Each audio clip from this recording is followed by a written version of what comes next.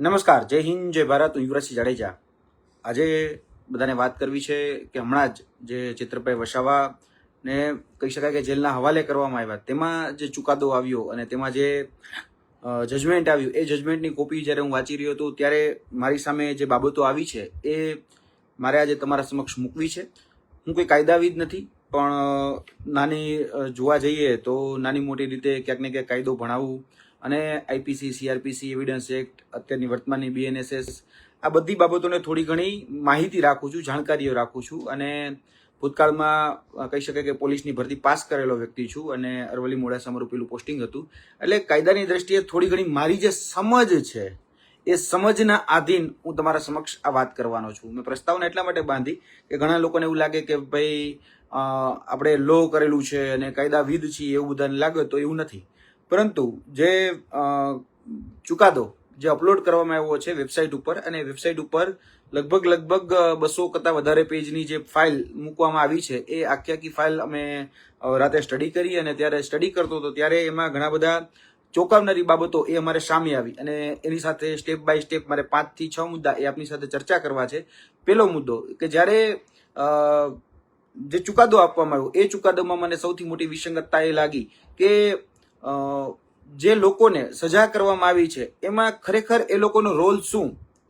આજે જોવા જઈએ તો ઘણી બધી જગ્યાએ ઘણા બધાનો રોલ અલગ અલગ હોય છે. કોઈ ગાડીમાં જતું હોય તો એક ગાડીમાં ડ્રાઈવર હોય છે, કદાચ એની બાજુમાં બેઠું હોય એ ક્લિન્ડર હોય છે, પાછળ બેઠા એ કદાચ ગ્રાહક હોય અથવા તેના ફેમિલી મેમ્બર હોય. તો ત્યારે કોઈ પણ પ્રકારનું એક્સિડન્ટ થાય છે કે દુર્ઘટના થાય છે તો શું બધાને એક સાથે એક સરખી સજા દઈ દેવામાં આવે? આમાં એવું બન્યું છે કે ભાઈ પહેલા એવું કહેવામાં આવ્યું કે વન કર્મચારી જે છે એ વન કર્મચારીને લાફો માર્યો છે. પછી બીજું એવું કહેવામાં આવ્યું કે ભાઈ પિસ્તોલ દેખાડવામાં આવી છે એટલે આર્મ્સ એક્ટ વચ્ચે લાવવામાં આવ્યો. અને પછી એવું કહેવામાં આવ્યું કે ભાઈ બધા જ જે લોકો હતા જે પરિવારના એ તમામ લોકો આમાં દોષી છે અને તમામ 9 લોકોને એ જેલની સજા એ 7 વર્ષની એ કરવામાં આવે છે. આવું કેમ? કારણ કે જે ગેરકાયદેસર મંડળી રચવાની જે વાત કરી 143, 147, 148 અને 149 ની જે કલમ છે તેમાં બરાબર છે કે પરિવારના સભ્યોની સંડોવણી, પણ ખરેખર વાસ્તવિક સંડોવણી કહી શકાય.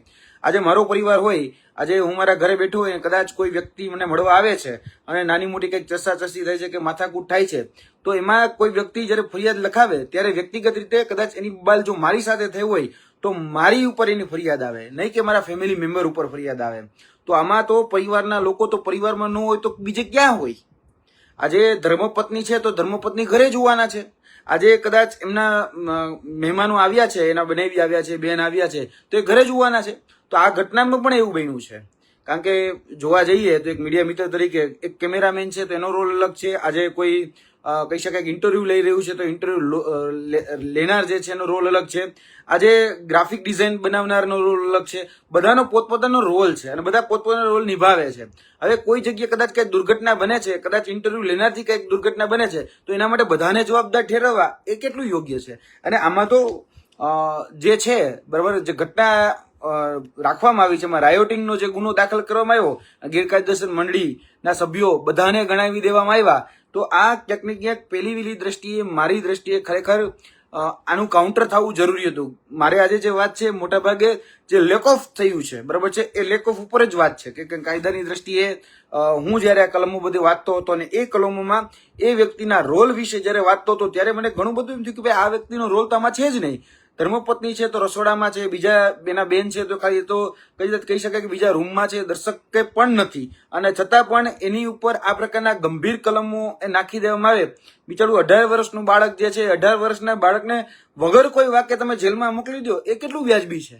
આમાં ખરેખર હાજર હોય એ તો મેં તમને કીધું કે સ્વાભાવિક છે બરાબર છે, પણ એનો ઉદ્દેશ્ય એમાં હતો કે નહીં એ પ્રસ્થાપિત કરવું એ બહુ જરૂરી હોય છે. પણ એ પ્રસ્થાપિત ક્યાંક ને ક્યાંક નથી થઈ શક્યું, અને કાયદો મુજબ ઘટના સ્થળ પર હાજર રહેવું બરાબર છે એ ગેરકાયદેસર મંડળીનો સમાન ઉદ્દેશ એ સાબિત કરતું નથી. કારણ કે હું જયારે કાયદાની કલમ વાંચી રહ્યો હતો ત્યારે મને બહુ સ્પષ્ટપણે લાગ્યું કે ભાઈ આ તો સ્પેસિફિક ઓવર એક્ટ જે છે બરાબર છે, ચોક્કસ રોલ એ વ્યક્તિનો એમાં છે કે નહીં, એ ખરેખર પ્રસ્થાપિત થવું જોઈતું હતું, પણ એ કોઈ જગ્યાએ પ્રસ્થાપિત ન થયું. અને વાત બીજી કે સૌથી વધારે જે ગંભીર કલમો જેને આપણે અત્યારે ગણાવવામાં આવી રહી છે એ આર્મ્સ એક્ટ એટલે કે શસ્ત્ર એક્ટ એની કલમો એ લાગુ કરવામાં આવી.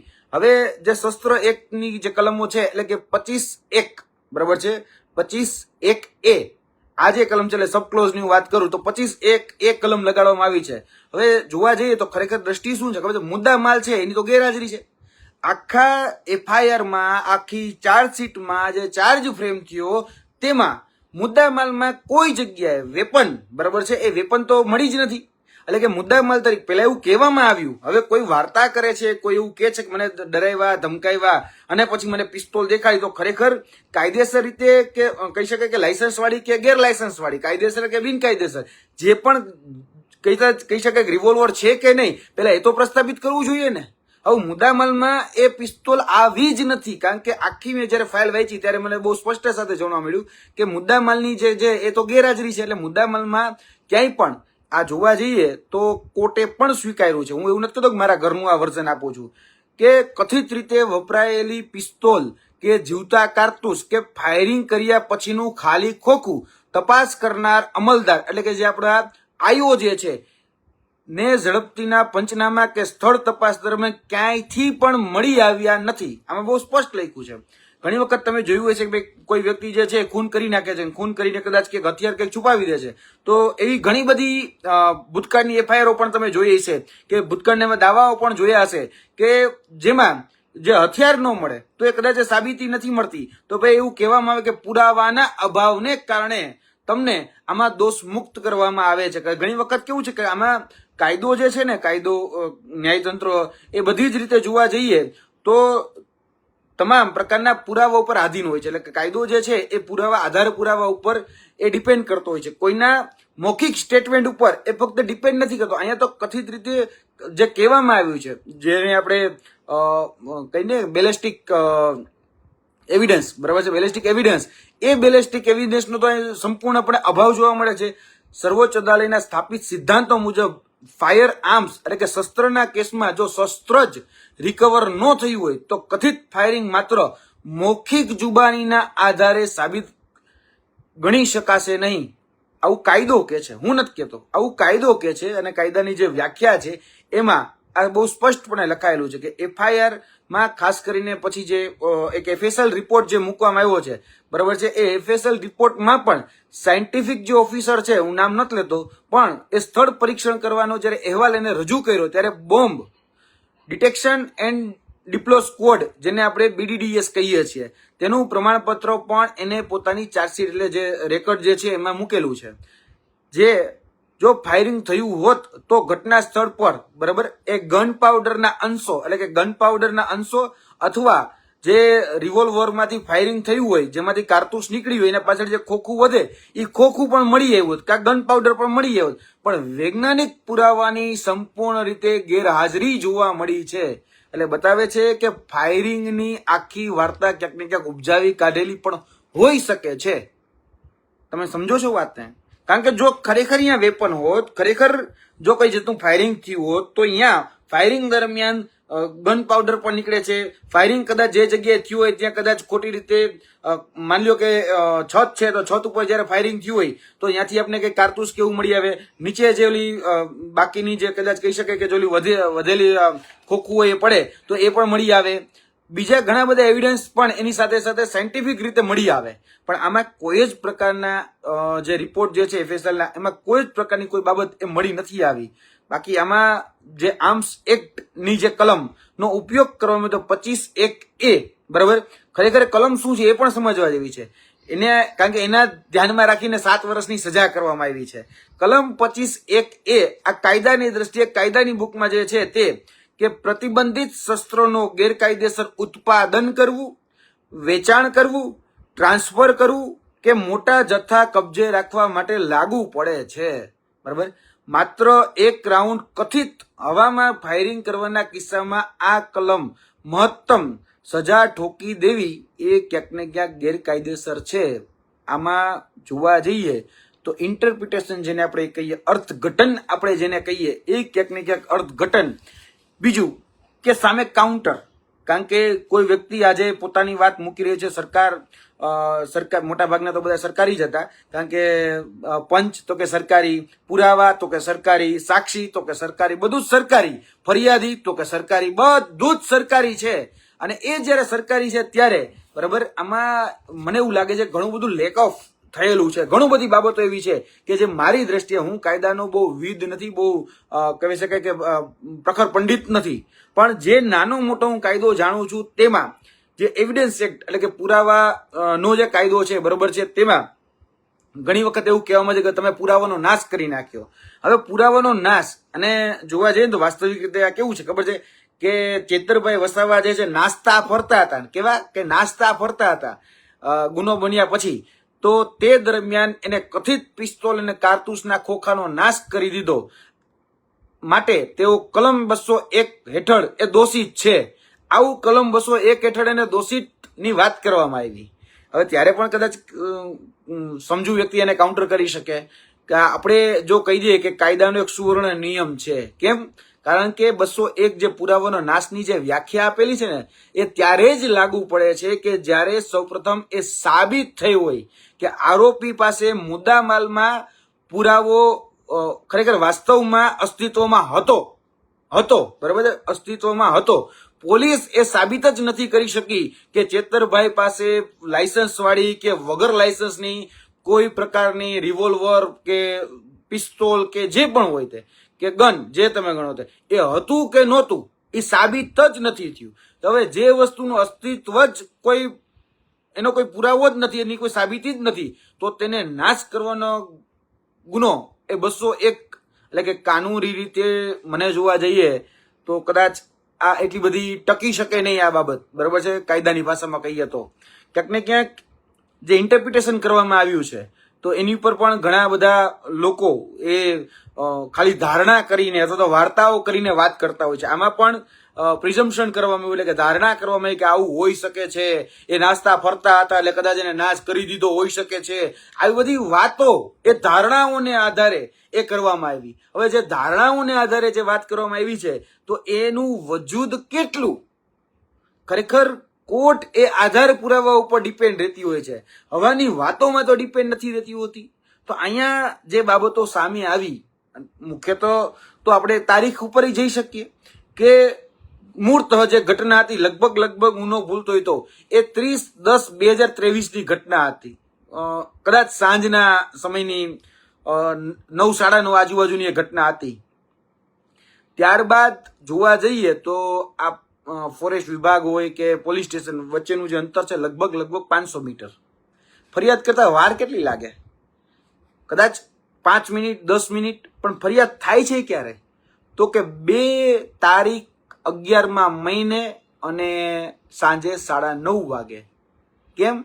કારણ કે ત્યાં કદાચ કોઈ રાજકીય દબાણ આવ્યું હોઈ શકે છે, કદાચ, બરાબર છે. હું એનો શ્યોરિટી સાથે નથી કહેતો કે આવ્યું નથી, એવું મારી પાસે એવા કોઈ પુરાવાઓ નથી, પણ જે CDR મૂકવામાં આવ્યા છે એમાં ઘણી બધી ચર્ચાઓ, ઘણા બધા બાબતો, બરાબર છે, ઘણા બધા બીજા અન્ય ખુલાસાઓ પણ આપે છે કે જે અધિકારી છે એને જે કથિત રીતે કહેવામાં આવતું હતું કે ભાઈ ખેડૂતોનું ખેતર જે છે એ ખોટી રીતે ખેડૂતોને ઉખાડી ફેંકવું, આ બધી જે વાતો હતી તો તેમની સાથે શું ચર્ચાઓ થઈ, કદાચ એના પણ જોવા જઈએ તો પુરાવા ક્યાંક ને ક્યાંક મૂકવા જરૂરી હતા.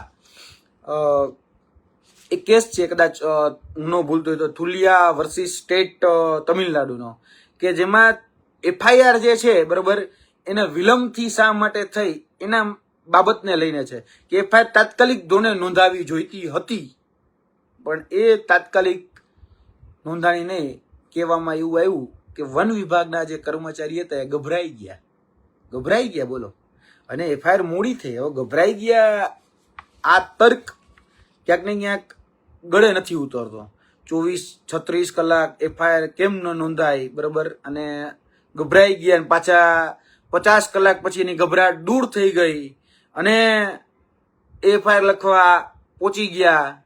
એ દરમિયાન ઘણા બધા કોલ DFO થી લઈ ફોરેસ્ટર થી લઈ કદાચ કહું છું કદાચ કોઈક રાજકીય આગેવાનોને ફોન બોન ગયા હશે એટલે ગભરાટ દૂર થઈ ગઈ હશે, એવું કદાચ બની શક્યું હશે. કારણ કે જે ચુકાદો જે છે એ ચુકાદાના તથ્યો જ્યારે હું વાંચતો હતો ત્યારે ઘણી બધી બાબતો ચોંકાવનારી મને લાગી છે. મને એમ થાય છે કે હું પ્રશ્ન મારી જાતને કરું પણ મને જવાબ નથી મળતા. કે જ્યારે કોર્ટ રૂમમાં કદાચ આ બધી દલીલો થતી હશે ત્યારે એના કાઉન્ટર કદાચ કેમ ન થયા, અથવા તો કદાચ તર્કની સામે બીજો તર્ક કેમ મૂકવામાં ન આવ્યો, તથ્યની સામે બીજા તથ્યો શા માટે મૂકવામાં ન આવ્યા, કદાચ મને પ્રશ્નો થાય છે. એટલે કદાચ આજે હું લાઈવ કરીને તમારી સામે હું મારી સહમતિ હોય કે અસહમતિ હોય, પ્રેમ હોય કે દુઃખ હોય કે જે હોય તે હું મારું વ્યક્ત કરવા માટે આઝાદ દેશનો આઝાદ નાગરિક છું. બરાબર છે. હજી આપણે લોકતંત્રમાં જીવી રહ્યા છીએ. એટલે કદાચ આ જે ઘટના ઘટી એમાં જે મેડિકલ પુરાવા હતા એની ઉપર પણ ક્યાંક ને ક્યાંક જે લાફા મારવાની વાત આવી, કે લાફા મારવાની અને તબીબી વાળી જે વાત આવી એમાં પણ ક્યાંક મને કોન્ટ્રાડિક્ટ દેખાણું. કારણ કે ફરિયાદી જે હતા, બરાબર છે, એને પોતાની જુબાની આપી, શિવરાજભાઈ એને જુબાની આપી કે ભાઈ મને કોલર પકડીને 2 લાફા માર્યા, એટલે મારા ગાલ ઉપર 2 લાફા મારવામાં આવ્યા. હવે આ પ્રકારની ઈજા છે જે એ 332 એટલે કે સરકારી કર્મચારીઓને સ્વેચ્છાએ વ્યથા પહોંચાડવાની વ્યાખ્યામાં આવે. એટલે કે ભાઈ જે જુબાની હતી એ પ્રમાણે. હવે હાઈકોર્ટમાં જે બીજા ડોક્ટરે જે જુબાની આપી, બરાબર, અને જે સર્ટિફિકેટો છે જે અલગ અલગ જગ્યાએ મૂકવામાં આવ્યા છે તેમાં જે કેવો વિરોધાભાસ છે. ઘટના બની છે સમથિંગ 29 તારીખે. ફરિયાદી એ 4 દિવસ પછી ડોક્ટર પાસે જાય છે. અચાનક જ એને યાદ આવે છે કે હાય મને 2 દિવસ પહેલા, સોરી 4 દિવસ પહેલા તો લાફા માર્યા હતા. એ અચાનક એને યાદ આવે 4 દિવસ પછી, અને એ 4 દિવસ પછી સીધા જ જાય અને ડોક્ટરને કે જો તો આમાં મને દાખલ કરો તો. એટલે આ ગાલ ઉપર ઈજાના એ સમયે બાહ્ય કોઈ પણ પ્રકારના નિશાન એમાં જોવામાં ન આવ્યા. એટલે કે જે એક્સટર્નલ જેને આપણે કહીએ, બરાબર, જે માર્ક્સ એ જોવામાં ન આવ્યા, રેડિસ કદાચ એ જોવામાં ન આવી, સ્વેલિંગ કે એવું કાંઈ પણ એમાં એ બાબતમાં ન આવ્યું. હવે હું એમ કહું કે ભાઈ મને હારું પેટમાં માર્યું ને એટલે મને હારું પેટમાં દુખે છે. હવે ડોક્ટરને તો માનવું જ રહ્યું. ડોક્ટર કઈ અંદર પેટમાં ઉતરીને જોઈ નથી શકવાના. હવે કદાચ કોઈ વ્યક્તિ એમ કે ભાઈ મને હારું કાનમાં દુખે છે એટલે ડોક્ટરને માનવું જ રહ્યું. પછી અલગ અલગ રિપોર્ટ્સ કે અલગ અલગ જેટલી પણ ટેકનોલોજી આપણી પાસે છે, ટેકનોલોજીના માધ્યમથી એની આપણે સારવાર કરીએ, કે ટેકનોલોજીના માધ્યમથી એ બધું શોધીએ કે ખરેખર પીડા કે દુઃખ કે દર્દ કે કઈ સાચું ખરેખર કઈ છે કે કેમ. પણ હારું આ બધું જયારે હું જોતો હતો ત્યારે મને હારું કઈ જે પુરાવાઓ છે એ પુરાવામાં ક્યાંક મને એવું લાગ્યું કે ક્યાંક ખામી છે. 4 દિવસ પછી જે વ્યક્તિ જાય અને 4/11/2023 હું તારીખ ન ભૂલતો હોય તો, બરાબર, તો જેમાં 3 વર્ષની સજાની જોગવાઈ છે, બરાબર. હવે આમાં ઘણા બધા કોન્ટ્રાડિક્ટ છે. મેં તમને કીધું એમ કે 4 દિવસ પછી છે, 4 દિવસ પછી છે છતાંય કોર્ટ એને માન્ય રાખે છે. મને કોઈ વાંધો નહીં, કોર્ટે માન્ય રાખવું જોઈએ. એની વાત મને તર્ક તથ્ય જે લાગ્યું હોય, આધાર પુરાવા લાગ્યા હશે, પણ સામે પક્ષે પણ કદાચ એ વાત વિચારી શકાય એમ હતી કે ભાઈ 4 દિવસ પછી જાય છે, જેમ FIR 3 દિવસ પછી થાય છે, વ્યક્તિ 4 દિવસ પછી હોસ્પિટલમાં જાય છે અને કહે છે કે મને તો આ દુખાવો થઈ રહ્યો છે, અને બધું જ ચાલી જાય છે. એટલે શા માટે ચાલી જાય છે? જે પ્રિમાઇસિસ જે ઘટના જે બની એ ઘટનામાં એવું કહેવામાં આવ્યું કે આ જાહેર પ્રિમાઇસિસ હતી. એ ખરેખર વાસ્તવિક રીતે જોવા જઈએ તો મેં અલગ અલગ નિવેદનો જેના વાંચ્યા, ચેતરભાઈનું એ પોતાનું ખાનગી ઘર, જે નવું ઘર બનતું હતું એ ચેતરભાઈનું પોતાનું હતું. એટલે કે કદાચ એ ખાનગી મિલકત કહી શકાય. તો કદાચ એવો તર્ક આપવામાં આવ્યો કે ભાઈ એ તો જાહેર જીવનના માણસ છે, અને જાહેર જીવનના માણસ છે એટલે એના માટે કોઈ વસ્તુ ખાનગી ન હોય, બધું જાહેર જ હોય. એટલે આ તર્ક સામે મને ઘણા બધા વિતર્કો થયા, ઘણા બધા ક્વેશ્ચન મને થયા કે જાહેર જીવનનો માણસ હોય એના માટે જો બધું જ વસ્તુઓ જાહેર હોય તો ઘણી બધી જગ્યાએ આપણે ઘણું બધું માગી શકીએ. જાહેર બધું જ કરવું પડે જાહેર હોય તો, બરાબર છે. કોઈ વસ્તુ એની પ્રાઇવેટ એટલે કે ખાનગી એ રહેતી જ નથી. એટલે કે આ વિચિત્ર તર્ક જે આપવામાં આવ્યો, બરાબર, કદાચ આનું પણ કાઉન્ટર જે તે સમયે એ કદાચ થઈ શકતું હતું, કારણ કે ખાનગી ઘર છે એને જાહેર સ્થળ બતાવી દેવામાં આવ્યું, બરાબર છે. કાયદાનું કદાચ આમાં અર્થઘટન જે છે એ અર્થઘટન કદાચ આ પ્રકારે કરવામાં આવ્યું. સાચું ખોટું હોય તો મારો રામ જાણે, મને નથી ખબર. કોઈ વ્યક્તિનું ખાનગી ઘર છે એ આંગણું ક્યારેક પ્રાઇવેટ પ્લેસ પણ બની જાય, એ પોતાના ઘરની અંદર હોય અને એ ઘર અચાનક જ જાહેર થઈ જાય, જાહેર પ્રોપર્ટી થઈ જાય. એટલે આવું તો ઠીક છે કે આની પર કેમ કાઉન્ટર ન થયા.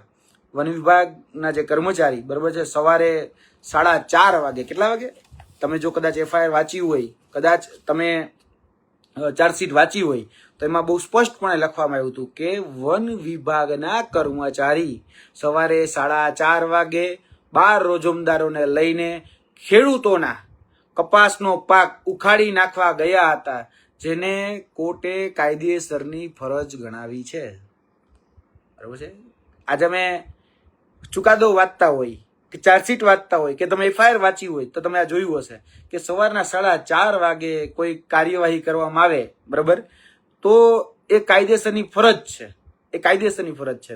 હવે આમાં જોવા જઈએ, બરાબર છે, કે કાયદાની સ્થાપિત જે જોગવાઈઓ છે, જ્યાં સુધી વન વિભાગની જમીન પર આદિવાસીઓ ખેડૂતોના દાવા આખરી નિકાલ ન થાય ત્યાં સુધી વન વિભાગ તેમજ બળપૂર્વક બેદખલ કરી શકે નહીં, તેમના પાકને નષ્ટ કરી શકે નહીં.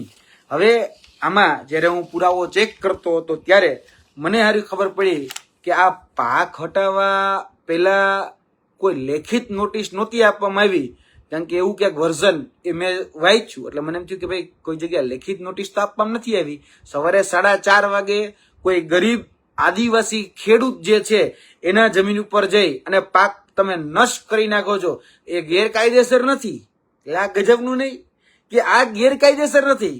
સવારના 4:30 વાગે જવું, માણસોને ભેગા લઈ જવા અને પાકનો સત્યાનાશ કરી નાખવો, એ ગેરકાયદેસર નથી. તો એને સરકારની ફરજ ગણવામાં આવે છે. એટલે આ ઇન્ટરપ્રિટેશન કઈ પ્રકારે થાય છે, અર્થઘટન કઈ પ્રકાર થાય છે, કઈ રીતે પોતાની વાત મૂકવામાં આવે છે, એનું કાઉન્ટર કદાચ જે તે સમયે કદાચ યોગ્ય રીતે થઈ શક્યું હોત. જે લોકો આજે લૂંટની કે બળજબરીપૂર્વક નાણાં કઢાવવાની વાતોની કલમ જે દાખલ કરી રહ્યા છે, એટલે કે 386 દાખલ કરી રહ્યા છે, તો એ 386 કલમ પણ ઘણા બધા ખંડણી જ્યારે કહેવામાં આવે એ ખંડણીની કલમો જે દાખલ કરી રહ્યા છે એમાં પણ ઘણા બધા તર્ક વિતર્કો થઈ શકે એમ છે. કોલ ડિટેલ જ્યારે હું જોતો હતો ત્યારે કોલ ડિટેલની અંદર પણ મને ઘણી બધી બાબતો એવું લાગ્યું કે જે વન કર્મચારી છે ખેડૂતો સાથે સતત એકબીજાના કોલના સંપર્કમાં કોલ ડિટેલ ઉપરથી સ્થાપિત થાય છે. એમાં હું કોઈ સ્થાપિત કરનારો કે સાબિત કરનારો વ્યક્તિ નથી, કારણ કે હું કાયદાવિદ નથી, હું જજ પણ નથી, હું વકીલ પણ નથી, હું કશું જ નથી. પણ જ્યારે નાનું કમતો અભ્યાસુ વ્યક્તિ છું, એટલે અભ્યાસુ વ્યક્તિ તરીકે અભ્યાસ કરતો હતો ત્યારે મને એમ લાગ્યું કે આટલી બધી કોલ ડિટેલમાં આટલી બધી વાતચીત થઈ તો એ શા માટે થઈ છે? મામલો કઈ બળજબરીપૂર્વક પૈસા પડાવવાનો તો લાગતો તો નહોતો, તો કેમ એવું થયું? ગરીબ ખેડૂત કપાસના પાકને નુકસાન કર્યા બદલ વળતર ચૂકવવા અંગેની વાટાઘાટ પણ કદાચ સમાધાનનો હેતુ જેને પોલીસ કદાચ કંઈક બીજું કંઈક રૂપ આપતી હોય એવું તો નથી ને? કારણ કે ઘણી બધી જગ્યાએ જોવા જઈએ તો જે કલમો જે વાપરવામાં આવી છે, બરોબર છે, એ કલમોમાં ઘણા બધા પ્રશ્નો એ પેદા થાય છે. મેં તમને વાત કરી એમ સૌથી મોટી જે બાબત છે એ બાબત તો મને એ જ લાગે કે ઘણી બધી જગ્યાએ બરોબર છે, બેનિફિટ ઓફ ડાઉટ એ ઘણી બધી જગ્યાએ જે પક્ષકાર હતો એ પક્ષકાર એટલે કે સામે જેની પર ફરિયાદ કરવામાં આવી હતી એની બધી જગ્યાએ ઘણી બધી જગ્યાએ બેનિફિટ ઓફ ડાઉટ એ લઈ શકતા હતા. ઘણી બધી જગ્યાઓ એવી છે કે જેની મેં તમને ખુલીને વાત કરી કે કોઈ એક ઘરની અંદર કશીક કંઈક ઘટના બને છે, મારા જ ઘરની અંદર કંઈક ઘટના બને છે, હું નીચે કદાચ કોઈ વ્યક્તિ સાથે બોલાચાલી થાય છે ને કદાચ મારા વિરુદ્ધમાં કોઈ ફરિયાદ લખાવે છે, તો મારા ધર્મપત્ની ઉપર સૂતા હોય કે મારો ભાઈ ઉપર સૂતો હોય કે મારા મમ્મી બીજા રૂમમાં સૂતા હોય, એને શું લાગે વળગે? અને એને શું લાગે વળગે કે ઘટના શું ઘટી? એ તો મારું ઘર છે એટલે તો હોવાના જ. હવે બધાને તમે એમ કહી દો કે ભાઈ એક જ સમાન ત્રાજવે તોલી અને બધાને એમ કહી દો કે ભાઈ બધાને 7 વર્ષની સજા કરી નાખો, આ કઈ પ્રકારનો કાયદો છે? એ નથી સમજાતું મને. જો તમને સમજાય તો મને તમે તર્ક આપજો. જે જગ્યાએ એમ કહેવામાં આવ્યું કે આર્મ્સ એક્ટનો ઉપયોગ થયો, પણ આર્મ્સ એક્ટનો ઉપયોગ થયો તો ખરેખર પિસ્તોલ હયાત છે, પિસ્તોલ વાસ્તવિક છે કે નહીં, એ વાર્તા ક્યાંક ઉપજાવેલી કાઢી તો નથી ને? કે કોઈ ગમે એમ આવીને ગમે એવું હેલ્ફેલ, કદાચ કાલ સવારે એવું બને કે નરેન્દ્ર મોદી સાહેબ મને બોલાવે અને નરેન્દ્ર મોદી સાહેબ મને ધમકાવે, કદાચ રિવોલ્વર બતાવે, તો મારે બહાર જઈને હું એમ કહું તો કોઈ માની લેશે કે ભાઈ મને આ રીતે ધમકાવવામાં આવ્યો, તો મને ડરાવવામાં આવ્યો, મને ધાક ધમકી આપવામાં આવી, આને નાખ્યો જેલમાં, દેવું થશે ખરી? હું કોઈ પણ મોટા નેતાની વાત કરું અને મોટા નેતાઓમાં કદાચ કોઈ મને એમ કે ભાઈ મને કોઈ જગ્યાએ બોલાવવામાં આવ્યો અને બોલાવીને ધાક ધમકી આપવામાં આવી, કદાચ માની લો કે કદાચ રિવોલ્વર પણ દેખાડવામાં આવી, પણ ખરેખર એની પાસે લાયસન્સ વાળી કે બિન લાયસન્સની કે એ રિવોલ્વર છે કે નહીં એ તો પોલીસના તપાસનો વિષય છે ને પોલીસને મળતી જ નથી. તો કરવાનું શું? અને ગમે એ વ્યક્તિ ગમે એવી ફરિયાદ કરે તો શું માની લેવાની? તો ઘણા બધા લોકો ઘણું બધું કે છે. ઘણા બધા લોકો જે પ્રધાનમંત્રી છે, ગૃહમંત્રી છે, એની પર ઘણી બધી ટીકાઓ કરે છે કે એને આમ દબાવ્યા તેમ દબાવ્યા, તો એની પર કેમ ફરિયાદ નોંધાઈ નથી જાતી? જો નોંધાવી જ હોય બરોબર છે તો વાસ્તવિક રીતે નોંધાઈ જવી જોઈએ એની ફરિયાદ, પણ એવું નથી થતું. કેમ? કારણ કે પછી અહીંયા કાયદો કાયદાનું કામ કરે છે. પછી બધું કહેવામાં આવે છે કાયદામાં રહેશો તો ફાયદામાં રહેશો. કેમ ક્યારે કાયદો યાદ આવે છે? હું કાલ સવારે જઈને ગૃહમંત્રીનું નામ લખાઈ આવું કે ભાઈ ગૃહમંત્રીએ મને દબાણ કર્યું, ગૃહમંત્રીએ મને બંદૂક દેખાડી, ગૃહમંત્રીના આઈપીએસ આઈએસ અધિકારીઓ હતા જેને મને ધમકા, તો હું બધાને પકડીને જેલમાં નાખી દેશો ખરી? ખરેખર એ શક્ય છે ખરી? એટલે આ તો ક્યાં અને શું ચાલે છે એ ખબર નથી પડતી. અંધેરી નગરી ને ગંડુ રાજા, ટકેસર ભાજી ટકેસર ખાજા, એના જેવી વાત છે. બરાબર છે? કારણ કે જે ઘટના આખી ઉપજાવી કાઢેલી હોય કે જે ઘટનામાં કોઈ બેઝ ન હોય કે કોઈ આધાર ન હોય, કોઈ પુરાવો ન હોય, છતાં પણ એ ઘટનાને મોટું વિકરાળ સ્વરૂપ આપી અને મહત્તમ સજા કરી દેવી. અને એકને નહીં, જેનો કદાચ કઈ રોલ જ નથી. 7માંથી 3 વ્યક્તિત્વો એવા છે કે જેનો કાંઈ નાવા નીચોડવાનો સ્નાન સૂતકનો સંબંધ જ નથી, છતાંય બધાને એક ત્રાજવે તોલી અને બધાને એક હરકી સજા કરી દેવી. આ ન્યાય ક્યાંનો છે ભાઈ? આ કોઈ કાયદાવિદ હોય તો મને સમજાવે ભાઈ, મારે સમજવું છે. અને જે પણ કાયદાના જાણકાર હોય એને ખુલ્લી છૂટ છે ભાઈ, સમજાવજો મને કે બધાને સમાન ત્રાજવે તોડી દેવાય તો કેટલી વ્યાજબી વાત છે. કે 9 વ્યક્તિઓ હતા એક શું કહેવાય મકાન છે એની અંદર, તો 9 આરોપી થઈ ગયા, જેનો કઈ રોલ જ નથી એ આરોપી થઈ ગયા. એટલે આ તો કેવું ભાઈ? આ તો ગજબ નહીં? કદાચ હું કોઈ કચેરીમાં જાઉં અને કચેરીમાં મને કોઈ એક અધિકારી ધમકાવે, આખી તમતારે જે બિલ્ડિંગ છે એ બધા જ આરોપીઓ થઈ જાય ને, તો ગજબ નું ચાલે. કદાચ એક વ્યક્તિ ચલો માની લે કદાચ તમારા કથિત રીતે કહેવા પ્રમાણે કે પિસ્તોલ દેખાડી, તો એક વ્યક્તિએ દેખાડી કે 1000 વ્યક્તિએ દેખાડી કે 9 વ્યક્તિએ પિસ્તોલ દેખાડી અને 9 વ્યક્તિઓ એક ચડી બેઠા, 9 વ્યક્તિએ ફાયરિંગ કરી, એવું થયું છે? તો ભાઈ કઈ રીતે ભાઈ તમે બધાને સમાન ત્રાજવે તોડો? કારણ કે બધાના રોલ અલગ અલગ હોઈ શકે છે. આજે પરિવાર છે તો પરિવારમાં પારિવારિક લોકો રહેવાના છે. કેમ ભાઈ કોઈ સમજતું નથી? મેં તમને કીધું ભલે હું કાયદાનો જાણકાર નથી, પણ મને વિચારવાની શક્તિ તો છે ને, મને ભગવાને બુદ્ધિ તો આપી છે ને, તો મારું એક વૈચારિક જે છે બરોબર છે એ એટલું વિચારી તો શકું ને, મારી વિવેક બુદ્ધિથી તો વિચારી શકું ને.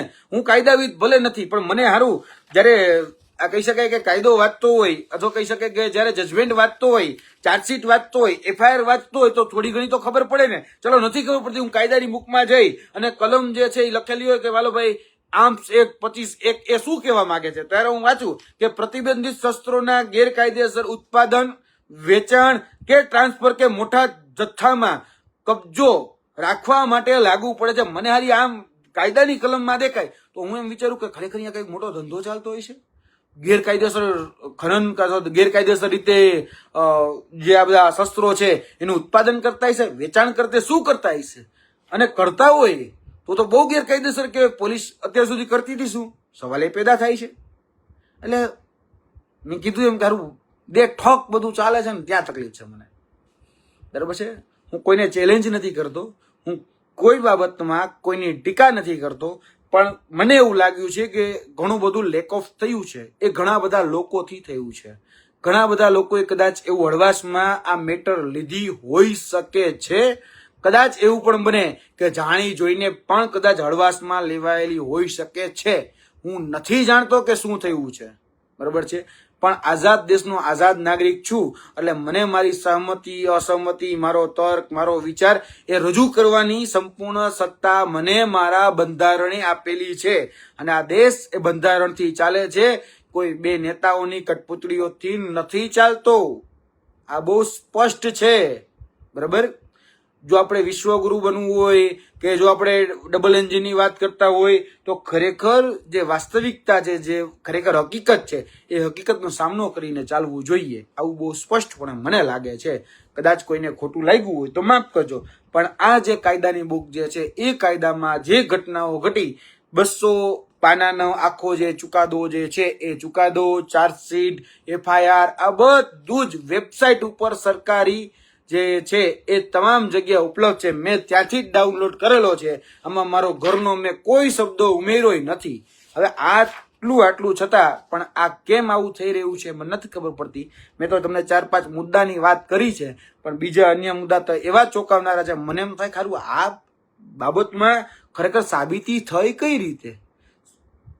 આટલી બધી જગ્યાએ મેં જોયું હશે કે મેં ગઈકાલે પણ વાત કરી હશે કે એટલા બધા કેસો અત્યારે 2006, 2005, 2002 ના એટલા બધા પેન્ડિંગ છે. એની ઉપર હજી ચાર્જ ફ્રેમ નથી થયો, એની ઉપર હજી પેલું હિયરિંગ નથી થયું, એનું કન્વેન્શન તો બહુ દૂરની વાત છે, બરોબર છે, એનો ચુકાદો તો બહુ દૂરની વાત છે. હજી હિયરિંગ જ નથી થયો. એવા અગણિત કેસો એ ધારાસભ્યના, સંસદ સભ્યના, ભારતીય જનતા પાર્ટીઓના નેતાના એ રહેલા છે, એની ઉપર નથી થતું. પણ અહીંયા 2 વર્ષ પહેલા જે ઘટના બની એ ઘટનાનું તરત જ એની ઉપર અમલીકરણ થઈ જાય, એની ચાર્જ ફ્રેમ થઈ જાય, હિયરિંગ થઈ જાય, કેસ ચાલીઓ થઈ જાય, કેસ પૂરો થઈ જાય, બધાની સજાએ થઈ જાય. અદ્ભુત છે બધું, બરાબર, અદ્ભુત. આનો મારી પાસે કોઈ જવાબ જ નથી. આ તો ઠીક છે, નાનું મોટું કદાચ મારા બાપુજીએ મને ભણાવ્યો છે એટલે પોલીસની ભરતીમાં અમે પાસ થયા, બીજા પોલીસની ભરતીમાં અમે બીજા લોકોને પાસ કરાવ્યા, એટલે નાનું મોટું થોડું ઘણું કાયદાનું જ્ઞાન, એ ચોપડિયું જ્ઞાન કદાચ હશે, બરાબર. હું કદાચ એટલું બધું બહુ કહી શકાય કે માસ્ટર નહીં હોય, પણ થોડું ઘણું કાયદાનું ચોપડીનું જ્ઞાન છે. વાંચીને જ્યારે હું સોલ્વ કરતો હતો ત્યારે મને તો ઘણી બધી વિસંગતતાઓ લાગી. હવે તમારું શું માનવું છે એ તમે ચોક્કસપણે મને જણાવજો. આ બાબત મેં તર્ક અને તથ્ય સાથે મારી પાસે 6-7 જે પુરાવાઓ હતા, 6-7 જે બાબતો મને જે લાગી તાત્કાલિક જોડે જે કહેવા જેવી એ મેં તમને કીધી છે. આર્મ્સ એક્ટ હોય તો ખરેખર આર્મ્સ એટલે કે શસ્ત્ર એ હોવું જોઈએ. એક ત્રાજ્યો બધાને કઈ રીતે તોલી શકાય? FIR ક્યારે ઘટાણી, ગુનો ક્યારનો છે? 29 તારીખની 2 તારીખે વન કર્મચારી હવાના 4:30 વાગ્યામાં જાય છે, બધાને લઈને, બધો આદિવાસીનો કદાચ એક નોટિસ પણ નથી આપતા ખેડૂતને, અને પાક નષ્ટ કરી નાખે. એને કાંઈ નહીં, એના માટે બધું કાયદેસર. અને ખેડૂત જે બિચારો સામાન્ય ગરીબ આદિવાસી છે એના માટે બધું જ ગેરકાયદેસર. આ કેવું ભાઈ યાર? આ ગજબની લીલા નથી? તમને નથી લાગતા ગજબની લીલા હોય? મને તો લાગે છે ભાઈ. તમને લાગતી હોય કે ન લાગતી હોય મને જરાક જણાવજો, બરાબર છે. અહીંયા વાતને વિરામ આપું છું. જય હિન્દ, જય ભારત.